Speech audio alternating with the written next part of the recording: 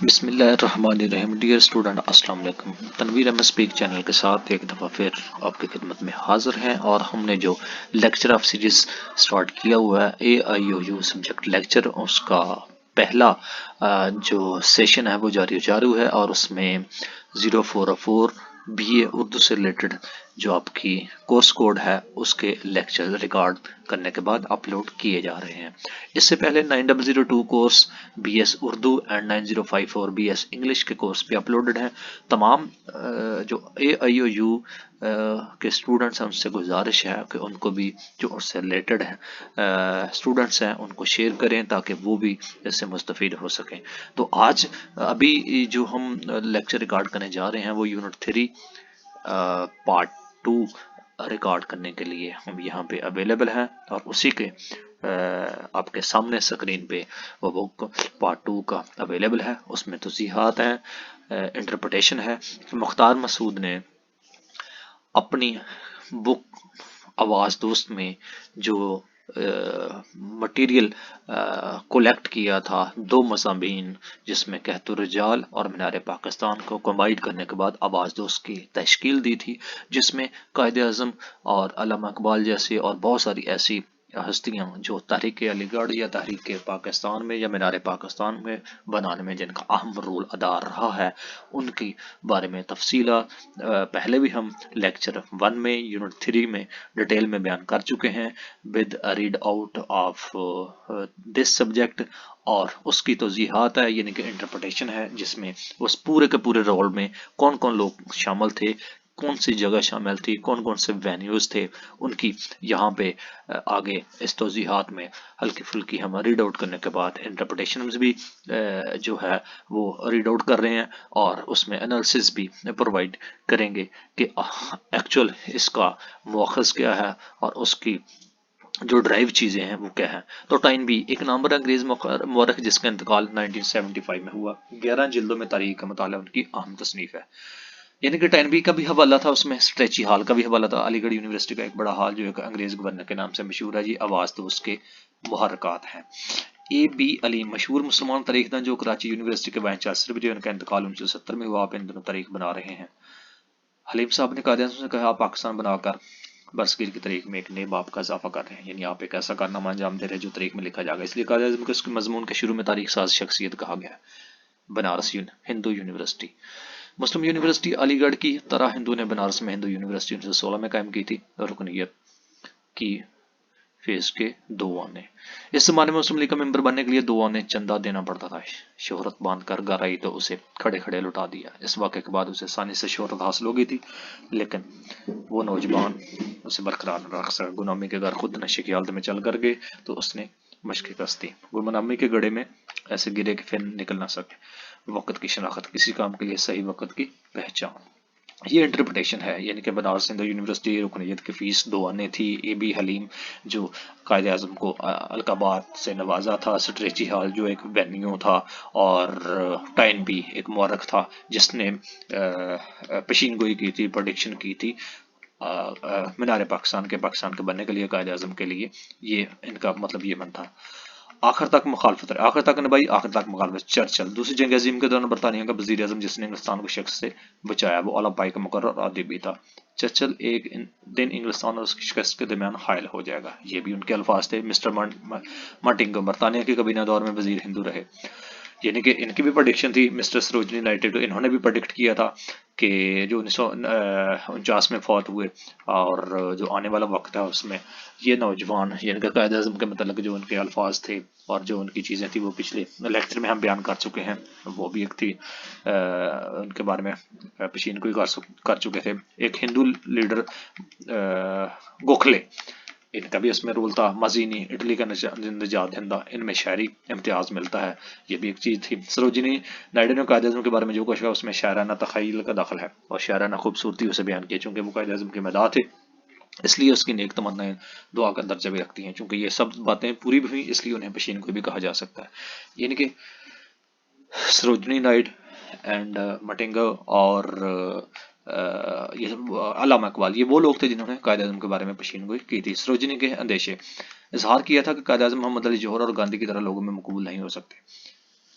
اس خدشے کا اظہار کیا تھا۔ ان کی تعلیم انگلستان میں ہوئی اور وہ عام لوگوں کی زبان میں بات نہیں کر سکتے، لیکن سروجنی کے یہ اندیشے غلط ثابت ہوئے، یعنی کہ یہ اس وقت کے نجومیوں میں سے تھے، اور وہ انہوں نے جو پریڈکشن کی تھی اور اس میں یہ خدشات بھی تھے، اور کچھ اچھا بھی ثابت ہوا، اور سروجنی کی یہ باتیں بعد میں غلط ثابت ہوئی۔ علامہ اقبال نے قائد اعظم کے نام 13 خط لکھے، اور انہوں نے قائد اعظم کے بارے میں اپنے خیالات کا اظہار انہیں خطوط میں کیا ہے، جو ہم مشاہد خطوط میں ہلکا پھلکا ڈسکس بھی کر چکے ہیں، اور اگر ڈیٹیل میں بات چیت کریں تو ایک لمبا لیکچر ہو جائے۔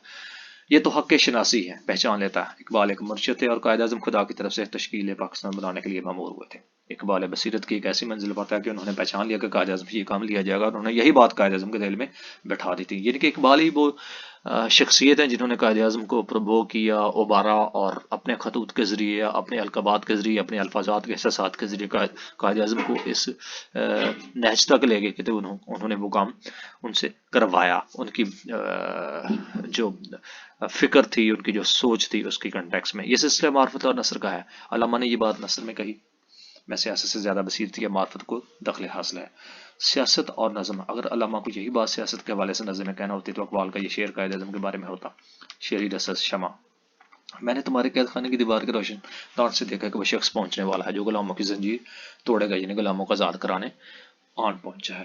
ان دو وکیلوں میں نہ تھی، یعنی کہ یہ وہ القابات تھے جو علامہ اقبال اور قائد اعظم دونوں وکیل تھے، اور دونوں نے پاکستان کی تشکیل میں حصہ لیا۔ علامہ شیخ تھے اور قائد اعظم کا تعلق بھی تجارت پیشے سے تھا۔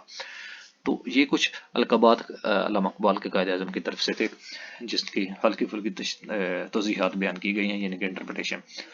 مغل بادشاہ ظفر کی حکومت جب لال قلعے تک رہ گئی تو قلعے میں مشاعرے ہوئے جن میں اردو غزلیں پڑھی جاتی تھیں۔ اس کے علاوہ مغل بادشاہ لال قلعے کی کوئی اور اہمیت نہیں تھی، اور انگریز کو ان سے کوئی دلچسپی نہیں تھی۔ بادشاہت میسر نہ آیا، یعنی کہ ان کی اگر دیکھا جائے کہ بادشاہ جمہوریت و مختلف طرز حکومت ہے، بادشاہتوں کے عادی لوگ جمہوریت کا عادی بننے کے لیے وقت چاہتے ہیں، لیکن ہندوستان میں جب مسلمان کی حکومت ختم ہوئی تو وہ بادشاہت کا زمانہ تھا، اور اب ہندوستان آزاد ہو رہا تھا، تو جمہوریت کا زمانہ آ چکا تھا، لیکن ہندوستان کے لوگوں کو اس کا کوئی تجربہ نہیں تھا اور انہیں اس کا وقت نہیں ملا۔ یہ ان کے الفاظات ہیں اور القابات ہیں۔ سیاسیات کی فکر جدید ہے۔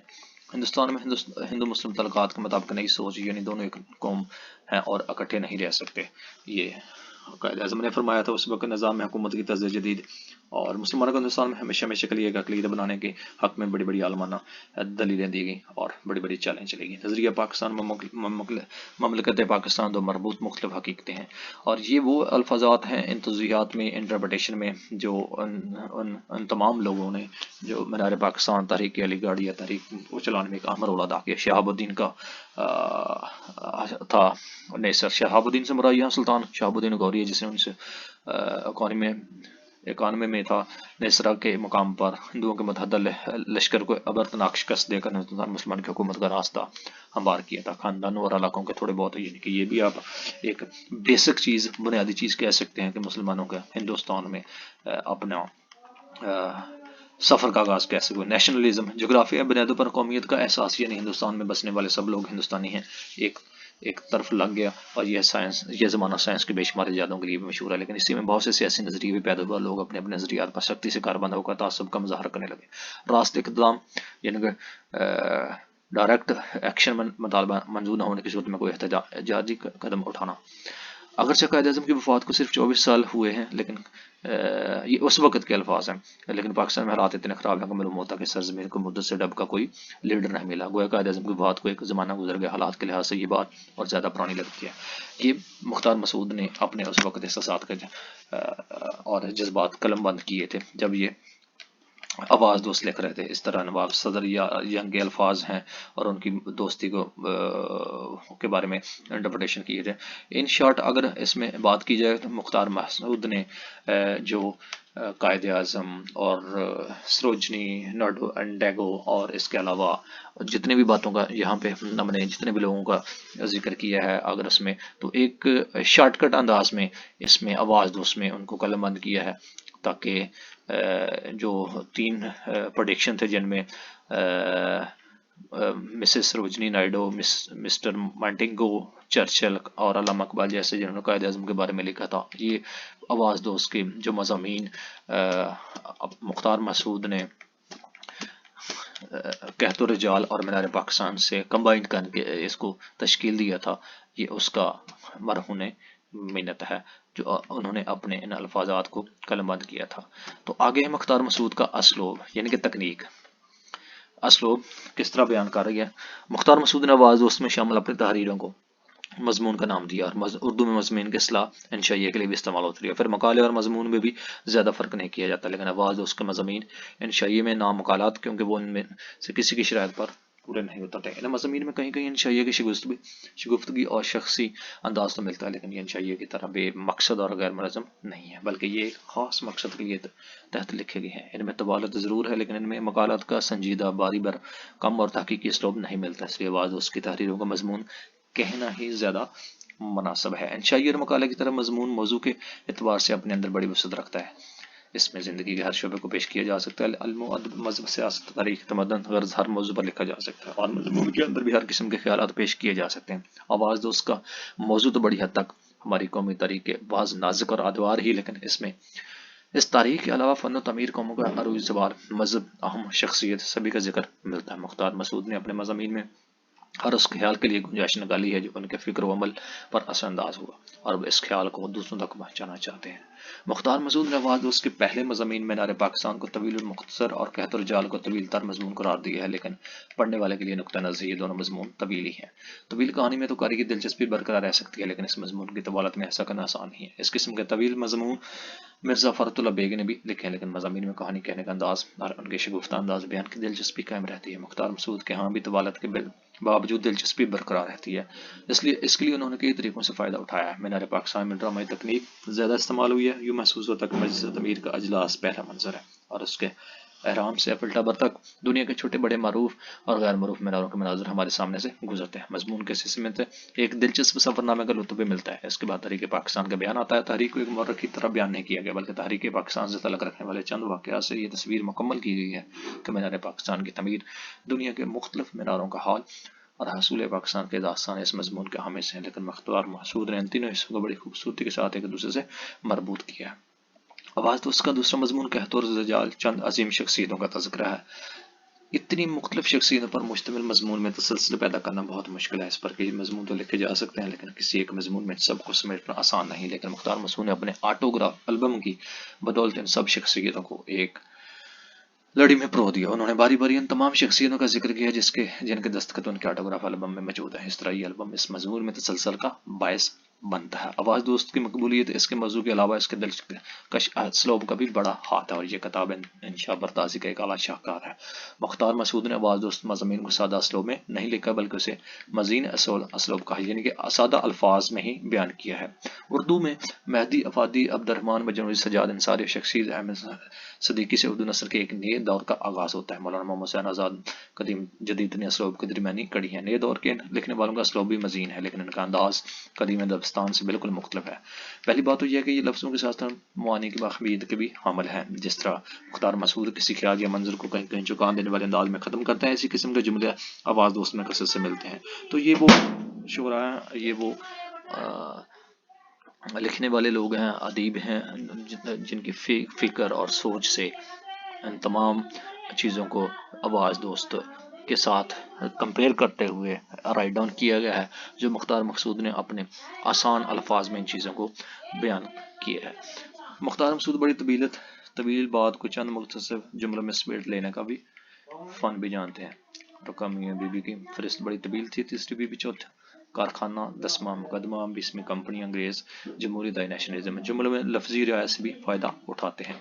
سن صحافی کا استعمال، جملے میں جو ایک ہی حرف سے شروع ہوتے ہیں اس کا بھی استعمال کرتے ہیں۔ کہیں کہیں کافی کا بھی استعمال ملتا ہے۔ سیاسیات کے فکر اور ان کی نظام جدید کے بارے میں بھی لکھا گیا ہے۔ صنعت تخالف یعنی کہ متضاد الفاظ بھی اسی سلسلے میں ایک ان کی ایکسپرٹیز کا ایک حصہ ہے۔ خطیبانہ بلند آہنگی کی بجائے خطیبانہ بلاغت مختار مسعود کی تحریریں پڑھتے، باقی یہ بات ذہن میں رہنی چاہیے کہ مختار مسعود خود نہایت اعلیٰ درجے کے مقرر ہیں۔ ان کی تحریروں میں تقریر کا حسن بجا جھکتا ہے۔ تقریر میں عموماً جوش و خروش اور آواز کا عنصر نمایاں ہوتا ہے، لیکن مختار مسعود کی تحریروں میں جوش و خطابت کی بجائے حسن بلاغت کا احساس ہوتا ہے۔ بلاغت کیا ہے؟ یہ بلیغ انداز میں کہنا ہے یا معنی رکھتا ہے۔ اس کے معنی ہے کہ باتیں نہایت واضح ہوں، باتوں کے بیان میں حسن ہو، ان دونوں خوبیوں کا نتیجہ ہو، سننے والے اور پڑھنے والے آسانی سے ان تمام چیزوں کو سمجھ سکیں اور سن سکیں۔ آگے خود آزمائیے کہ آپ نے ان لیکچرز میں سے क्या सीखा, اور ان سوالات کو پڑھنے کے بعد آپ اپنے آپ کو ٹیسٹ کر سکتے ہیں اور دیکھ سکتے ہیں. اس کے علاوہ ان کے جوابات بھی موجود ہیں. نیکسٹ میں 15 سوالات کے جوابات ہیں آگے، یہ بھی آپ ریڈ آؤٹ کر سکتے ہیں ایزیلی اپنے آپ. تو یہ تھے یونٹ نمبر 3 آواز دوست مختار مسعود کا جو کارنامہ، لیکچر 1 کا پارٹ 2، جس کو ہم نے آسانی کے ساتھ آپ کو بڑے شارٹ کٹ انداز میں ریڈ آؤٹ کرنے کے ساتھ ساتھ انٹرپریٹیشن بھی کی اور انالیسس بھی کیا اور شارٹ کٹ انداز میں سمجھایا بھی کہ ایکچوئل اس میں کیا بیان کیا گیا ہے. اس کو آپ آسانی سے سمجھ سکتے ہیں اور اپنے ایگزام کی تیاری کر سکتے ہیں. امید ہے نہیں آنے والے اسٹوڈنٹ اس چینل کو سبسکرائب کریں گے اور اپنے دوستوں کو شیئر کریں گے تاکہ زیادہ سے زیادہ لوگوں تک یہ پہنچ سکے اور اس سے فائدہ اٹھا سکیں. اور اس سے اگر اس چینل پہ ہر قسم کے انشاءاللہ تعالی آنے والے دنوں میں بھی لیکچر اویلیبل ہو. مجھے دیجیے اجازت، میری طرف سے اللہ حافظ.